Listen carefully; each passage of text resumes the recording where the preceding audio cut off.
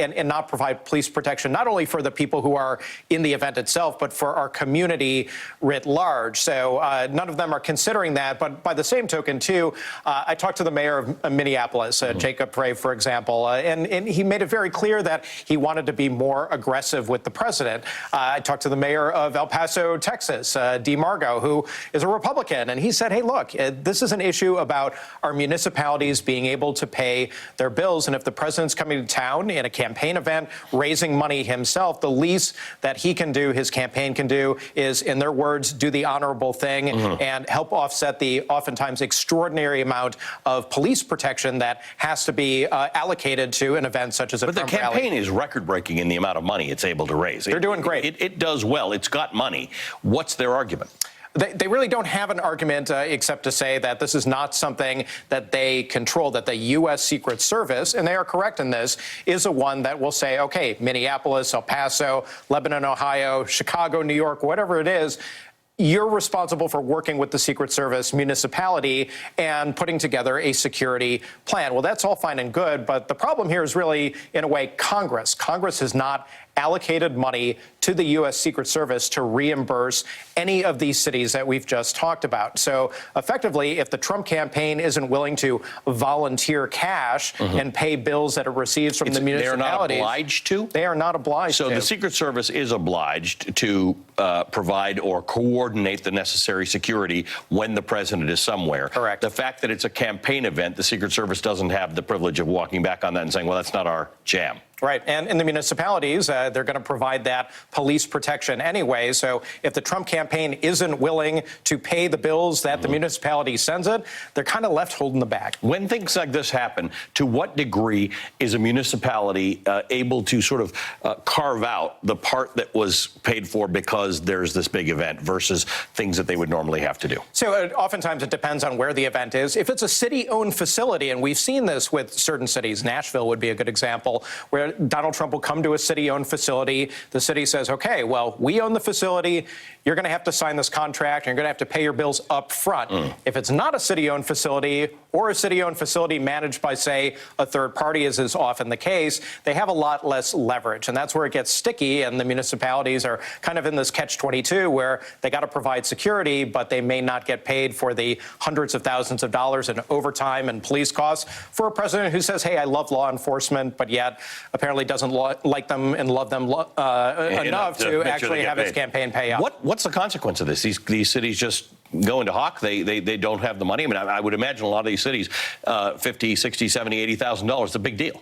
It is a big deal, and it may not be a big deal for a city of 1 million people as much as it would be a big deal for a Green Bay, Wisconsin, or for a Lebanon, Ohio, city that may only have 20, 30, 50, 80,000 people. That could pay a lot of police officers' salaries for days at a time when you add that up. So it's a big hole in their budget. Sure, there's a lot that goes good with a presidential event. You get the limelight on your municipality, your local government, your local people. But by the same token, too, it is a situation where the city budget, it's a city budget. You got to pay it. And if you don't have money coming in and have a lot coming out, then you could be in a pickle. So like many things in this administration, some of it shouldn't come as a surprise. There has been, long before Donald Trump became elected president, this story has followed him along for years. The except services do not pay.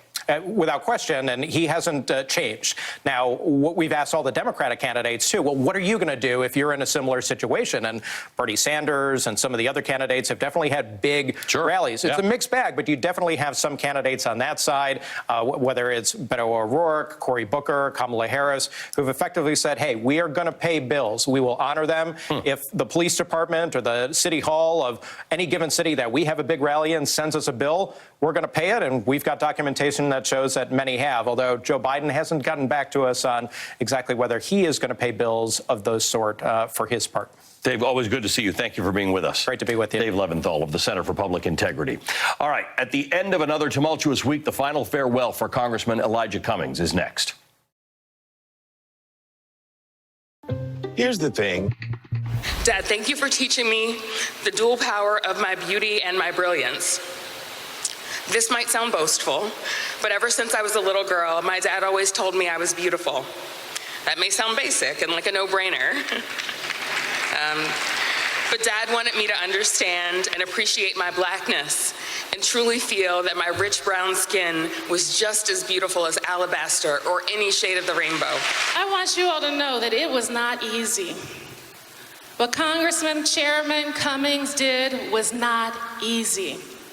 And it got infinitely more difficult in the last months of his life when he sustained personal attacks and attacks on his beloved city. And while he carried himself with grace and dignity in all public forums, it hurt him.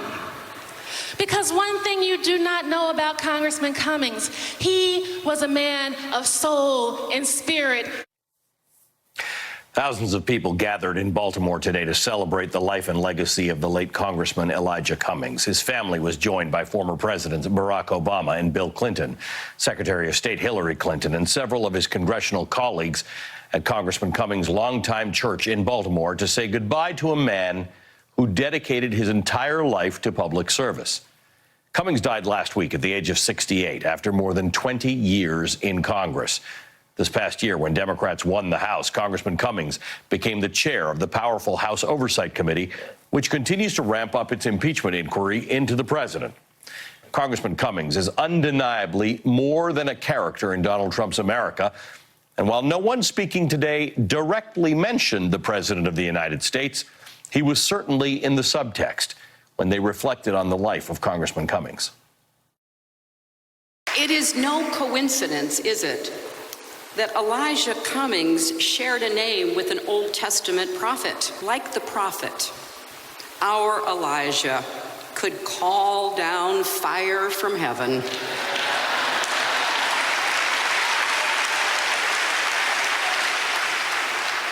But he also prayed and worked for healing. He weathered storms and earthquakes, but never lost his faith.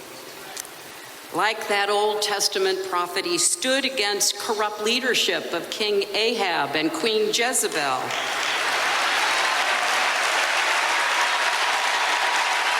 And he liked to remind all of us that you can't get so caught up in who you are fighting that you forget what you are fighting for.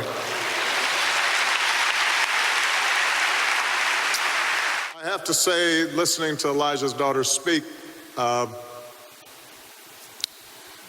got me choked up. I'm sure those of you who have sons feel the same way, but there's something about daughters and their father.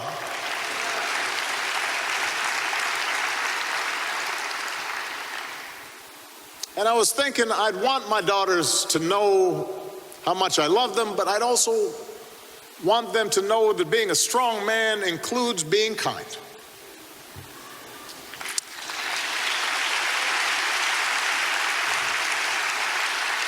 That there's nothing weak about kindness and compassion. There's nothing weak about looking out for others. There's nothing weak about being honorable. You're not a sucker to have integrity and to treat others with respect.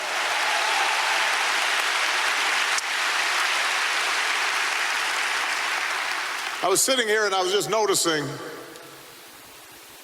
the Honorable Elijah E. Cummings.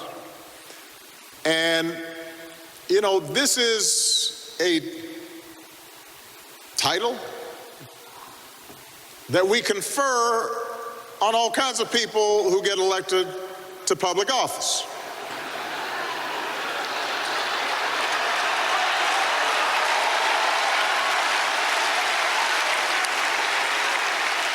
We're supposed to introduce them as honorable.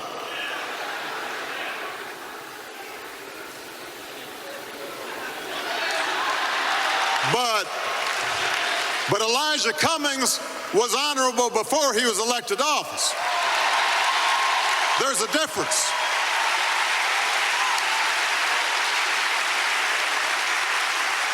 There's a difference if you were honorable and treated others honorably.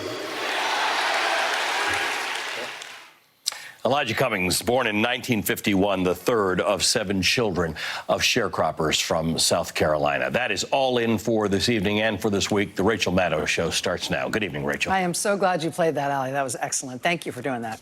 Good night. All right, thanks to you at home for joining us this hour as well. Happy Friday. Happy to have you here. Well, this sort of changes everything.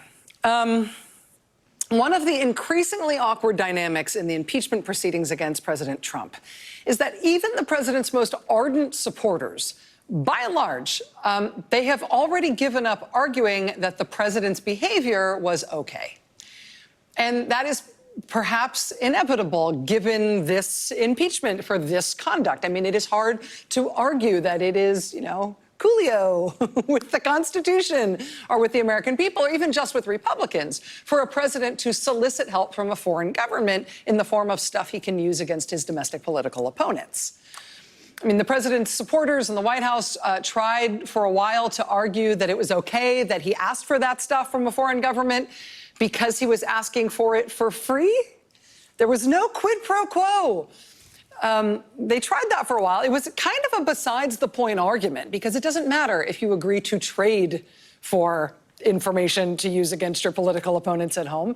It doesn't matter if you give them something in exchange for it. You're just not allowed to solicit that. You're not legally allowed to ask for it at all, whether or not there's a quid pro quo. Even still, though, that besides the point, no quid pro quo argument fell apart like a paper suit in the rain when we started to get mutually corroborating testimony in the impeachment inquiry that, in fact, yes, there was a quid pro quo, and the president had insisted on it personally. Then, of course, the White House chief of staff just flat out admitted it to the press. So it's just been a mess. They have had to abandon any defense of the substance of what the president did. They really can't defend it. So they instead tried to argue that it maybe wasn't as bad as it seems. The White House has basically confessed to it being just as bad as it seemed, so that is no longer operative. What they've evolved from thereafter, what they evolved into thereafter was this argument about the process of impeachment inside Congress that has taken the form of Republicans complaining about how the impeachment committees have been taking depositions from witnesses.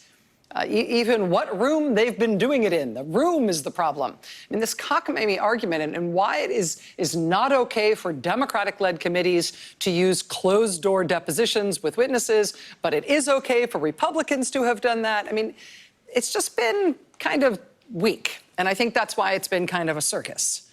There usually is an inverse ratio between the volume at which an argument is made and the quality of its logic. But now tonight, it really does appear that we've kind of hit the end of the line for Republicans and for the Trump White House in terms of trying to argue the impeachment inquiry away. You might remember earlier this month, the White House said officially in writing that the Trump White House refuses to recognize the legitimacy of impeachment. As the New York Times succinctly put it in their headline the day the White House tried to pull this off, quote, "White House declares war on impeachment." I mean, the basis of this claim from the Trump White House was this sort of astonishing letter signed by the White House counsel, Pat Cipollone, a letter to Congress telling Congress that the entire administration, the whole executive branch, would be carrying on as if impeachment wasn't happening. They would not be responding to any document requests. They would not be allowing any witness from any point in any part of the administration to come forward and cooperate with the impeachment inquiry because the impeachment is illegal. It's unconstitutional or illegal or very bad or something. I mean, the letter was nutball.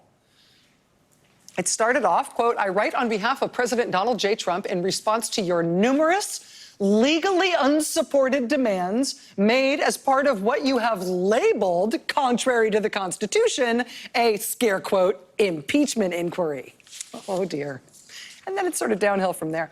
President Trump and his administration reject your baseless, unconstitutional efforts to overturn the democratic process. President Trump and his administration cannot participate in your partisan and unconstitutional inquiry. The White House counsel went on in his letter to attack the, quote, lack of democratically accountable authorization that makes clear the illegitimate partisan purpose of this purported, scare quotes, impeachment inquiry. They won't even admit that it's an impeachment inquiry. They're saying, you're calling it that, but we know it's not. I mean, it's one thing we're sort of used to the president arguing that, like on Twitter or standing in front of a helicopter. But this is a lawyer. The White House counsel sent this off the hook, cross-eyed letter to the House of Representatives. And then they released it publicly because they wanted to make clear that they intended this letter to be their final word on the subject. Based on this letter, nobody from any point of the administration should participate in the fake impeachment because the fake impeachment is fake. And the immediate reaction of the legal world to this letter was like, whoa, you sure that was written by a lawyer? It was just greeted with widespread ridicule. It wasn't a particularly legal or even legal-ish argument. But that is being put forward as the official position of the White House. And that crazy letter from the White House has now been used and cited by other government agencies in their efforts to try to block witnesses from those agencies from testifying when they've been called to testify before the impeachment committees. For example, the Department of Defense referred to this crazy White House counsel letter this week when they warned the Assistant Secretary of Defense, Laura Cooper, that she shouldn't show up and testify to the impeachment proceedings this week. The Pentagon sent a letter to her lawyer the night before she was due to testify. Quote, this letter informs you, the lawyer, and your client, Ms. Cooper, of the administration-wide direction that executive branch personnel cannot participate in the impeachment inquiry under these circumstances. And then it says, see tab C. And what's at tab C is an attached copy of the crazy pants White House counsel's letter that says, neener, neener, neener, we don't think this is real. So this is an odd strategy. I mean, it's all odd strategy. This is the Trump White House asserting the impeachment inquiry doesn't exist. It's illegal and unconstitutional, so we're not even going to allow you to use the word. It's one thing for the White House to assert that. It's another thing for the White House counsel to assert that. But now we are seeing that crazy argument cited in writing as the basis for other government agencies telling their own officials that they shouldn't show up and testify because the White House says the impeachment isn't real. I mean, it's a little bit nuts. I should say federal agencies have not had great luck in trying to stop their officials from testifying to the impeachment proceedings. We've already seen 8 witnesses that we know of show up to give depositions or transcribe testimony, including a bunch of current administration officials who went and gave that testimony despite these stern letters from the White House saying, no, no, no, we said this doesn't exist. But here's the other part of this. The Justice Department, led by Bill Barr, has also been trying its own version of this in the courts. I mean, alongside the White House's crazy letter arguing that the impeachment isn't real, it's not a real impeachment, it's not legal, it's not constitutional, we're pretending like it's not happening. Alongside that from the White House counsel's office, the actual Justice Department has also been arguing the same thing in court. They've been trying the court filings version of that bizarre White House letter. The Justice Department has been trying to argue in court that, like the White House says, this impeachment isn't real, it isn't legal, it's not really happening. Well, that was ultimately destined to run into a brick wall. And tonight, it has run into a brick wall. As of tonight, we have a ruling from a federal judge saying quite bluntly that what the Justice Department is trying to argue here is wrong. Literally, that's on page 2 of the ruling. It's the shortest sentence I have ever seen a federal judge write. The entire sentence is, DOJ is wrong. It's a long ruling, 75 pages, from Beryl Howell, who's the chief judge of the Federal District Court in Washington. But it really rings clear as a bell. Permit me. The Department of Justice claims that existing law bars disclosure to the Congress of grand jury information. DOJ is wrong. In carrying out the weighty constitutional duty of determining whether impeachment of the president is warranted, Congress need not redo the nearly 2 years of effort spent on the special counsel's investigation, nor do they need to risk being misled by witnesses who may have provided information to the grand jury and the special counsel that varies from what those witnesses may tell the Judiciary Committee. The committee's application for an order authorizing the release of certain grand jury materials related to the special counsel investigation is granted. So this is Congress winning and the Justice Department, the position of the Trump administration, losing. And there's two major findings here. One is that the judge finds that the impeachment proceeding is a real thing. It's legal. It exists. She says, quote, contrary to the DOJ's position, an impeachment trial is, in fact, a judicial proceeding under Rule 6E. The reference to Rule 6E there means that one of the major consequences of this ruling is that all of the stuff that is redacted from the Mueller report as grand jury material, that is all going to be given to the impeachment proceedings now. That is all going to be given to Congress. The actual redacted words from the report, what's behind the black boxes, and also the underlying transcripts of grand jury testimony and exhibits that underlie those redacted portions.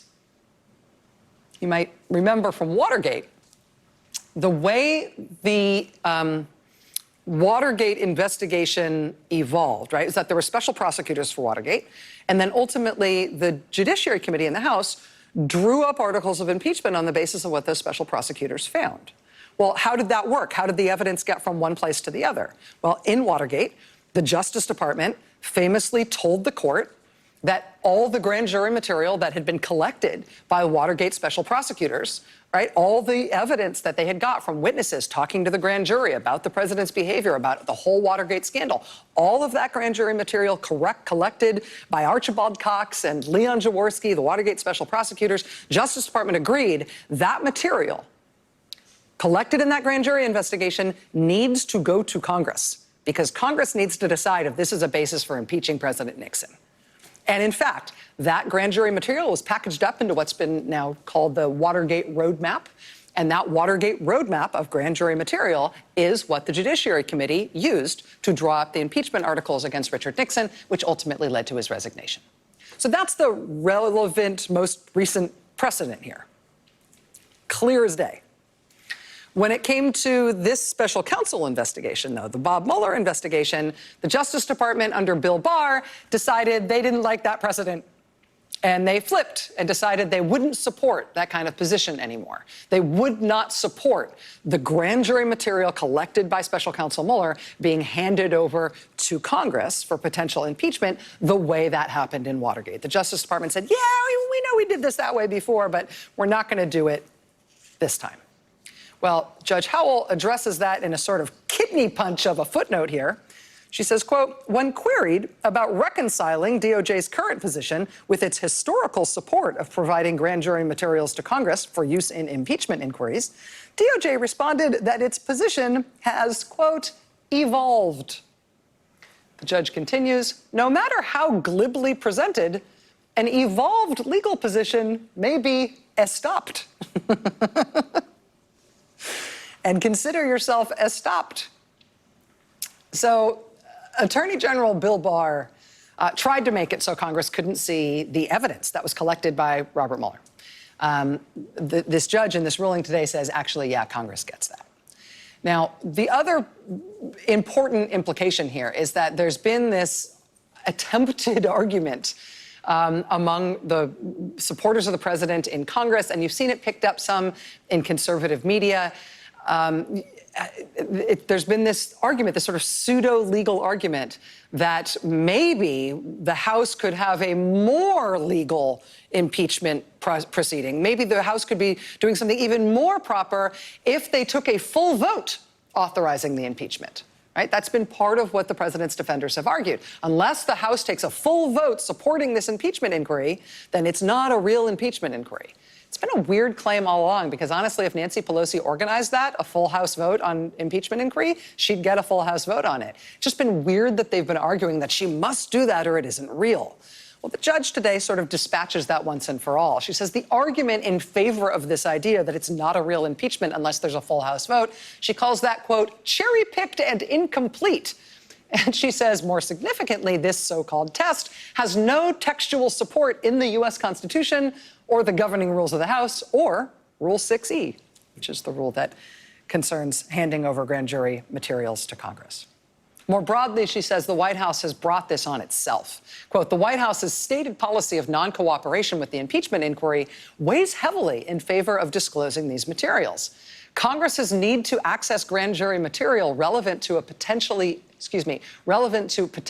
impeachable conduct by a president is heightened when the executive branch willfully obstructs channels for accessing other relevant evidence.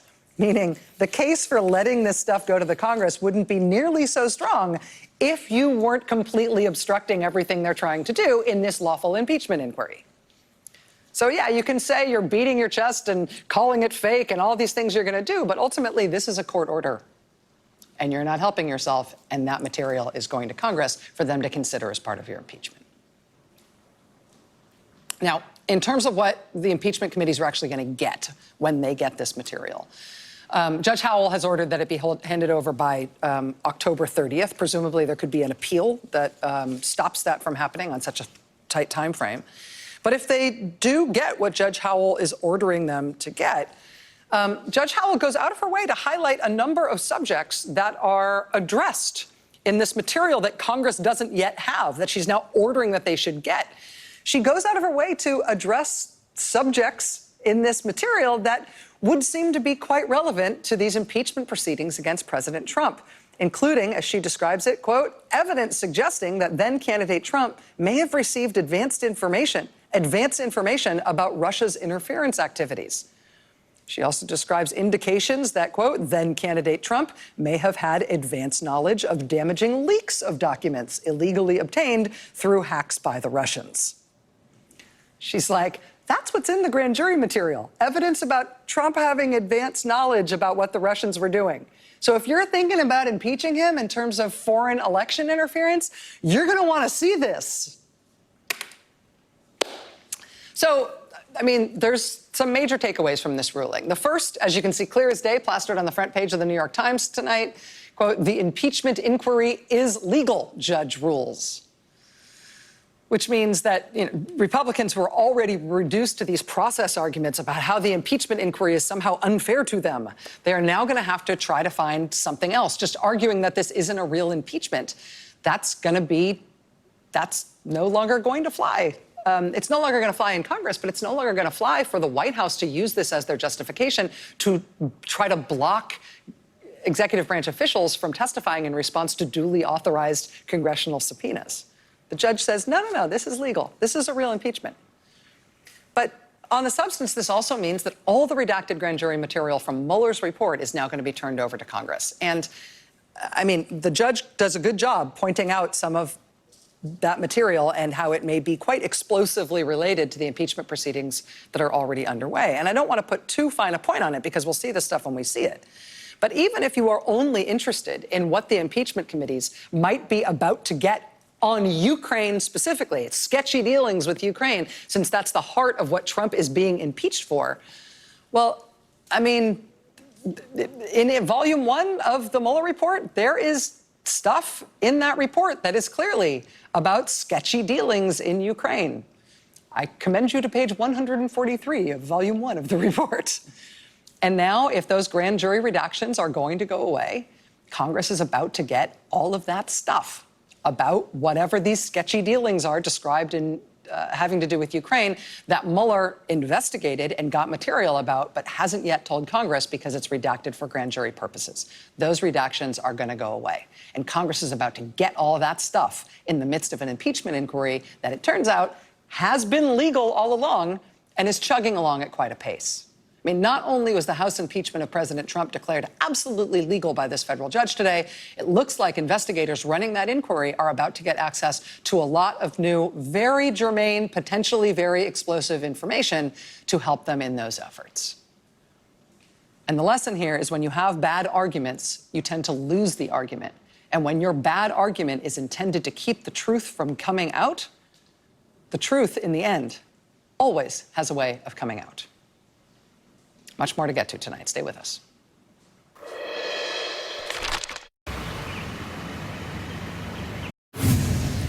It has been 2 years since the stories of sexual predation by movie mega producer Harvey Weinstein burst into the national consciousness through blockbuster reporting from Jodi Kantor and Megan Twohey at the New York Times, and then very shortly thereafter by Ronan Farrow at the New Yorker magazine. And whether or not Weinstein's predatory behavior had been an open secret in Hollywood or not, most of us don't live in Hollywood. And so what we, the public, have now seen unspool over time has had a few different layers and a few different layers of impact. I mean, the first is just the story of Harvey Weinstein's predation itself. I mean, the scale and scope of the allegations of sexual harassment and sexual assault and rape stretching over decades. And it all follows the same pattern, allegedly isolating young women, getting them alone, women who were in a position of either directly working for Weinstein or being professionally dependent on him as a big Hollywood producer. And then the alleged behaviors, just textbook sexual harassment up to and including serious allegations of serious sexual assault. The same description from all these different women over and over again. Him taking off his clothes, him exposing himself, demanding sex, demanding sexual contact of various kinds, refusing to take no for an answer.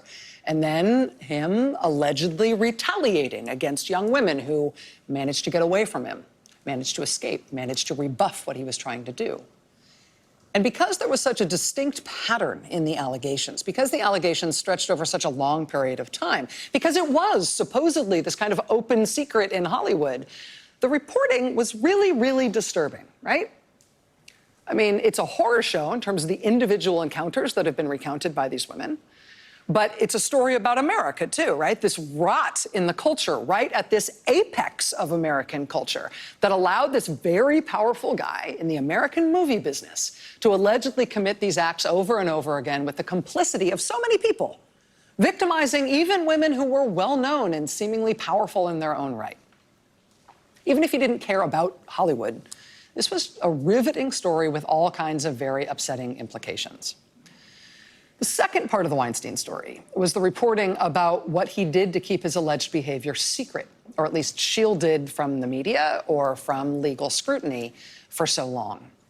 The high-power, household name, famous lawyers and the very expensive PR firms. These folks making legal threats for him, arranging financial payouts to his accusers that came with non-disclosure agreements so that the accusers couldn't talk, organizing smear campaigns against the accusers when they did talk to make them seem crazy, to undermine their claims. And then beyond that, there was this other layer of stuff we've really never heard about before, which is about, I guess, what you'd call the more Baroque tactics that he brought to bear. Ronan Farrow reported vividly on Weinstein hiring a foreign private intelligence firm staffed largely by former agents of the Israeli intelligence service. These agents adopted a variety of fake identities.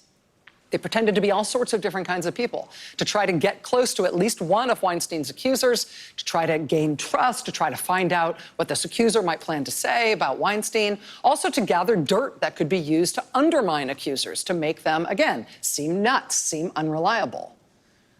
And it wasn't just the people who Weinstein had allegedly attacked who might speak about their experiences with him. The reporters going after the Weinstein story were also targeted by these intelligence operatives. While reporting on the story, Farrow writes about trying to shake off the suspicion that he was being followed, only to later uncover evidence that he was. He had indeed been the subject of a surveillance operation. Ultimately, he met and then interviewed one of the men who'd been following him on foot and surveilling him through his phone. So Weinstein deployed all of these intimidation tactics against the women accusing him and against the reporters and media outlets who were digging into the allegations against him. He also deployed himself, personally making calls and sending emails to news executives, a lot of whom he knew through the business. According to Farrow's reporting, sometimes these calls were belligerent. Weinstein defending himself, demanding information, insisting stories be submarined, trashing the women who were accusing him. But also, in emails Farrow obtained, it was clear that Weinstein could be ingratiating and slippery, talking about deals he was really looking forward to doing with those executives. Ultimately, though, the stories Weinstein tried to stop from coming out, they did come out. Jodi Kantor and Megan Twohey were first with the story at the New York Times. Ronan Farrow published just days later at the New Yorker. Together, those reporters would win the freaking Pulitzer Prize for those stories. For his part, Harvey Weinstein is currently awaiting trial on several felony charges, including predatory sexual assault. He's pled not guilty. He has denied all allegations of non-consensual sex. But But the last part of the Harvey Weinstein story, the part that's being told right now, is the story of how the story got told at all. The story of great journalism and how it gets done. And in the last few weeks, we've had two of these journalistic thrillers published. Jodi Kantor and Megan Twohey told their story in She Said. We spoke to them on the show last month. Now Ronan Farrow is telling his reporting story in Catch and Kill. In his book, Farrow describes the pressure brought to bear on him and his sources and his employers, and really everyone around him, as he tried to report this story. The private detectives following him around, the legal threats, the constant approaches from people representing themselves as fellow journalists or as emissaries from decent-sounding nonprofit organizations. People, it would later emerge, were in fact intelligence agents working on behalf of this Israeli private intelligence firm. There was also the alliance between Weinstein and executives at the National Enquirer, which Farrow says published smear pieces about him when he broke unflattering news. Farrow reported that the Enquirer had gathered dirt on Weinstein's accusers and explored paying at least one of them for her story, not so they could run it, but so they could bury it. And if that sounds familiar, it's because that's a carbon copy of the relationship that the Enquirer had with Donald Trump, whose lawyer Michael Cohen is currently in prison for his role in hush money schemes involving Trump and the Enquirer during the 2016 campaign. But one of the central allegations of Ronan Farrow's book is that amidst this atmosphere of relentless, even creative intimidation and pressure, the story he was working on about Weinstein almost didn't get told. And Farrow says that's because his employer, for the first several months of his reporting, NBC News, slow-walked and even at times tried to stop his reporting. Farrow says he was repeatedly told to pause any new reporting while his story was reviewed by increasingly higher-level executives at NBC. That some executives seemed to feel the Weinstein story was not newsworthy or not worth the trouble. And yes, that's while NBC executives, as I described earlier, were getting repeated calls from Weinstein himself, not to mention his lawyers. It was only when NBC News allowed Ronan Farrow to take his reporting elsewhere that it found a home at the New Yorker magazine. He had worked on the story at NBC News for 7 months when he went to the New Yorker in August 2017. 7 weeks after Ronan left NBC, The Times published their Weinstein story. And 5 days after that, Farrow published his Weinstein story, the piece he had started at NBC, but it ran in the New Yorker magazine. And that piece included the most serious allegations against Weinstein to that point, 3 allegations of rape.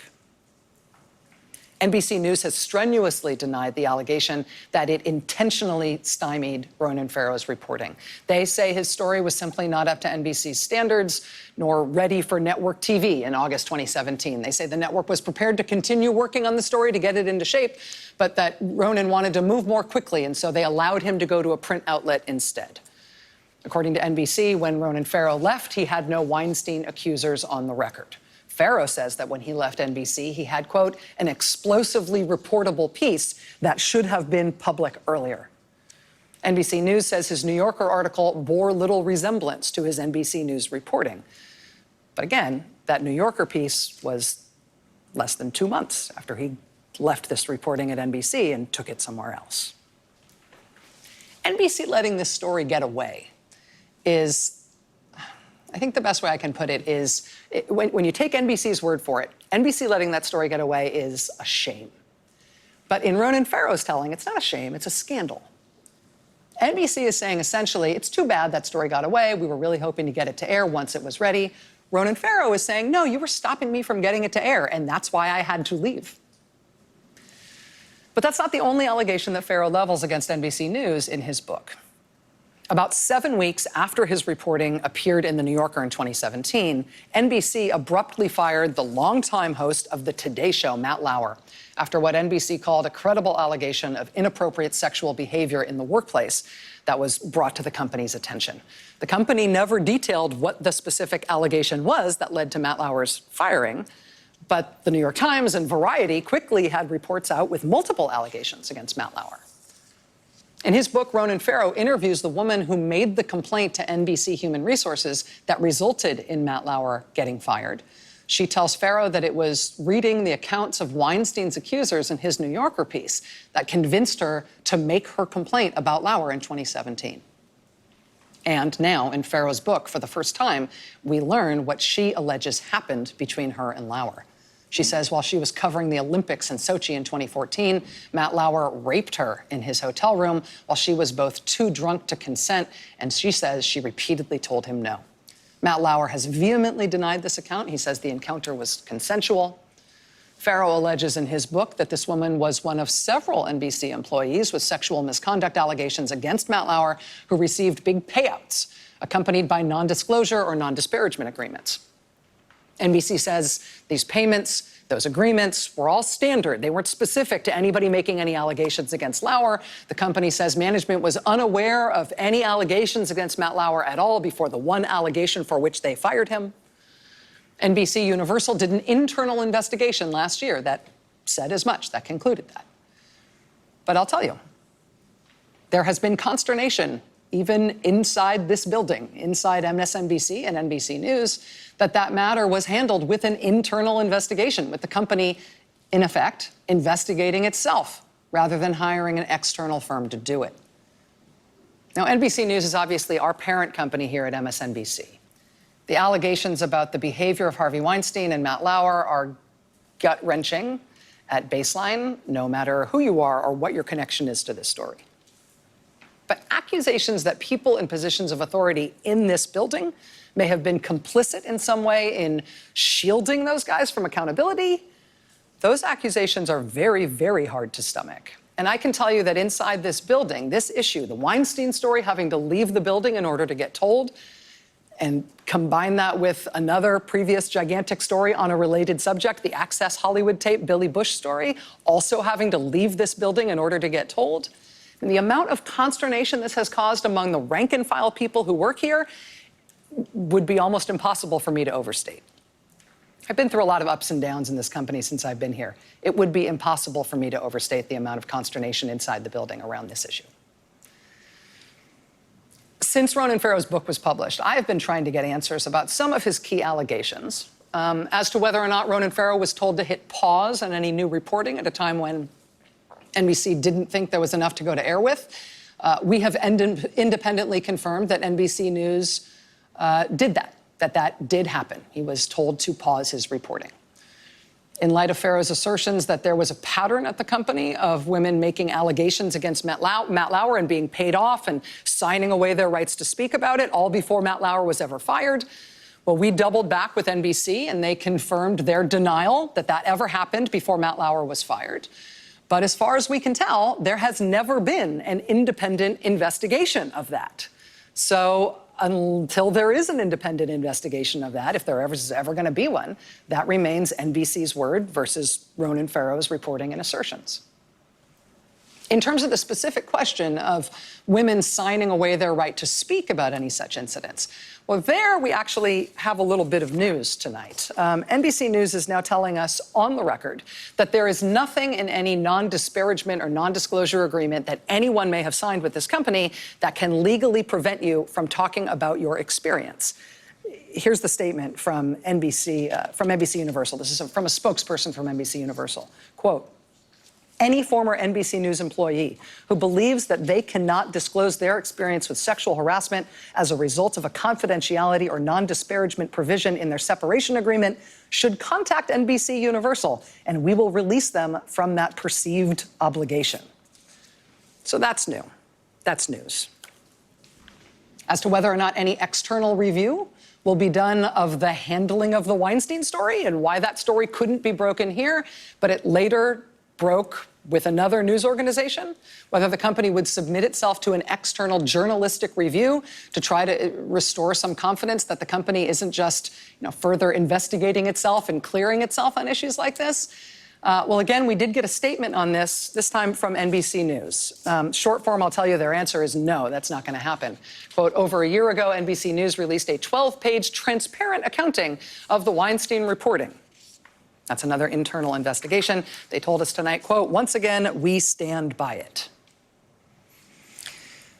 So since Ronan Farrow's Weinstein reporting and the saga to get it to print described in his book, you should know that he has gone on to break stories about decades worth of allegations of sexual harassment and assault by the chairman of CBS, Les Moonves, one of the most powerful television executives in the history of this country. Those allegations led Moonves to resign last year. Ronan Farrow also reported with Jane Mayer the stories of 4 women who accused New York Attorney General Eric Schneiderman of physical abuse. Schneiderman resigned his post as New York Attorney General 3 hours after that story broke in The New Yorker. Just last month, the director of the elite MIT Media Lab stepped down less than a day after Ronan Farrow reported on emails and documents he'd obtained showing that the lab was more deeply involved than it had admitted with billionaire pedophile Jeffrey Epstein, and had accepted lots of money from him even after they knew he was a convicted sex offender. Ronan Farrow's reporting has changed how we understand sexual predation by very, very powerful men in this country, and how we understand the vast resources they can bring, even on powerful institutions, to shield themselves from accountability. And that's worth talking about anywhere, anytime. And Ronan Farrow joins us here next.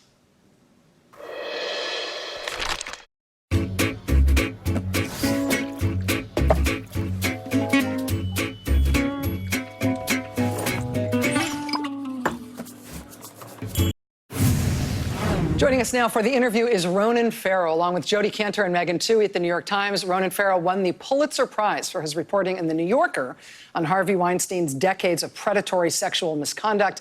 His book about reporting that story and the vast resources that Weinstein employed to try to stop it, and why he says that story didn't make it out the door at NBC News. That book is called Catch and Kill: Lies, Spies, and a Conspiracy to Protect Predators.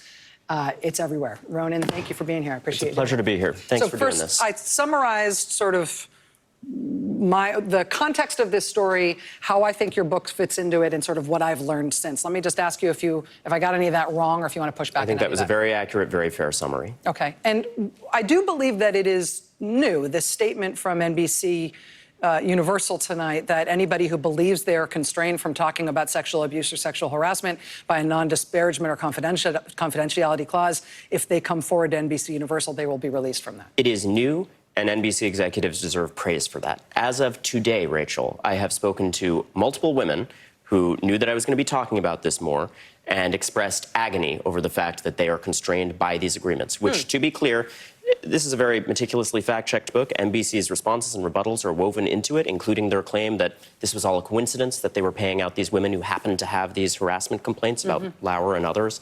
That said, these women, 201, considered these to be payouts to silence them. Executives involved told me they were payouts to silence them.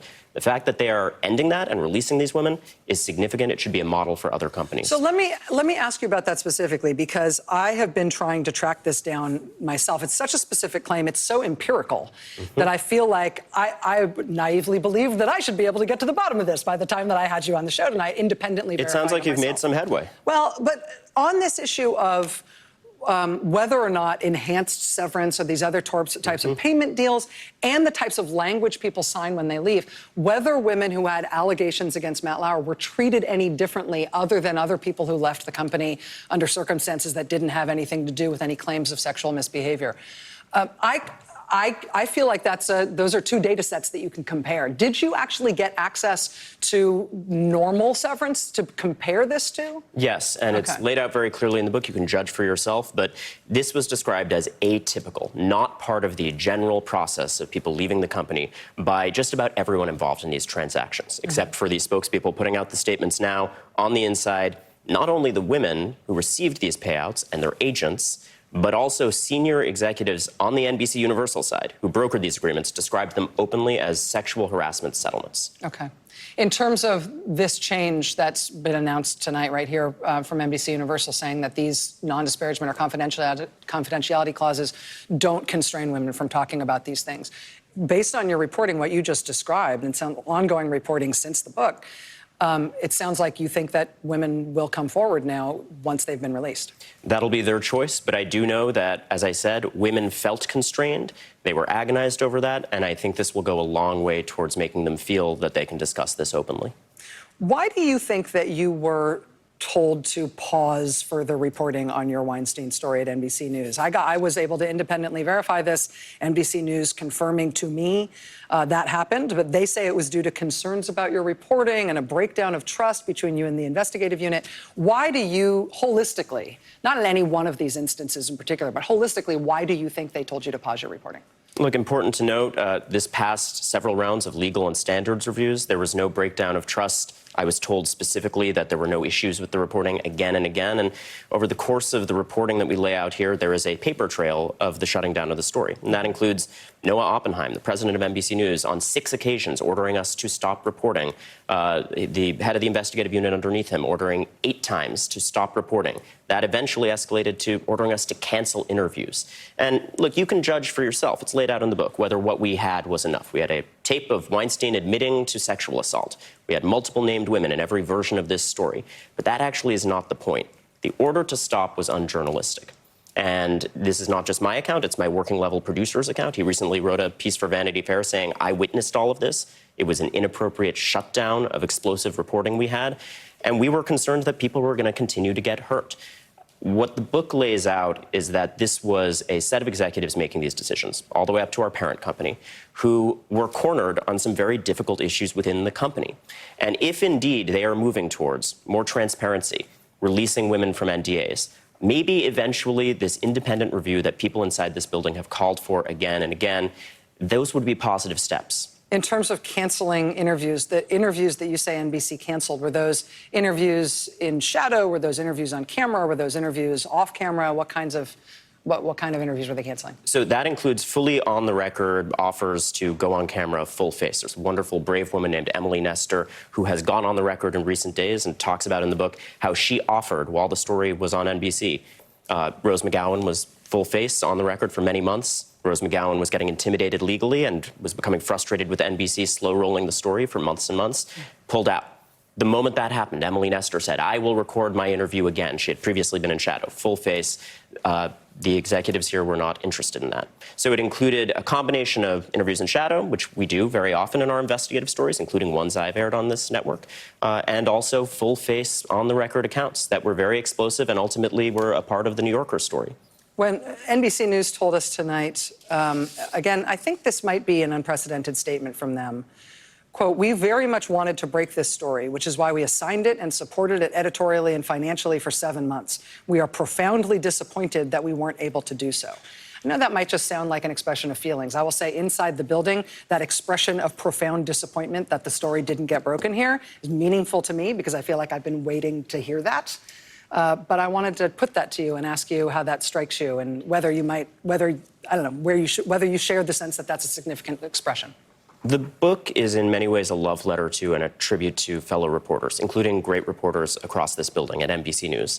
Many of them are sources that allowed me to tell this story. They are anguished over this. They were lied to. The general counsel of this company in this book says we had no settlements in this period where we ultimately lay out a paper trail of 7 settlements. There is a feeling in this building, as you alluded to, that coverage is being distorted, and good journalists have a problem with that. I think the transition from an almost sort of Trumpian response of we dig in, we reiterate the talking point that there wasn't a there to the story, to something that more forthrightly acknowledges disappointment and a need to release people from non-disclosure agreements. That is immensely positive, and I can only imagine will be received well here.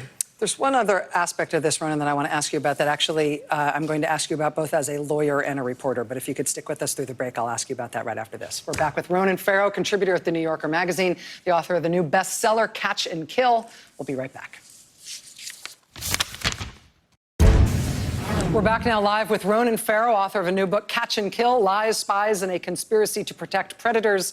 It's an account of his Pulitzer Prize-winning reporting on allegations of predatory sexual behavior by Harvey Weinstein and why Farrow says that ended up at The New Yorker magazine instead of at NBC News. Ronan, thank you again for doing this. Thanks for having me. I know it's fraught to be here, and I feel like talking about this in this context makes it feel like I can feel the portentous music behind us while we're talking. But there's a scene of great portent where you do the same, may I say, brave thing after the story breaks and confront things forthrightly.